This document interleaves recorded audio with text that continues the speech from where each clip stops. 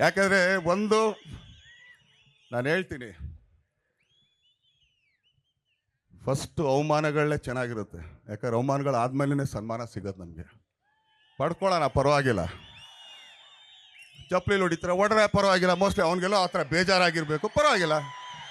ಯಾಕೆ ಹೂವು ಹಾಕ್ಸ್ಕೋಬೇಕಾದ್ರೆ ಅಷ್ಟೇ ಪ್ರೌಡಾಗಿ ಅನ್ಕೊಂಡು ಹಾಕ್ಸ್ಕೊಳ್ಳಲ್ವಾ? ಅದು ಕೂಡ ಪ್ರೌಡಾಗಿ ಎತ್ಕೊಳ್ಳೋಣ, ತಪ್ಪೇನಿಲ್ಲ.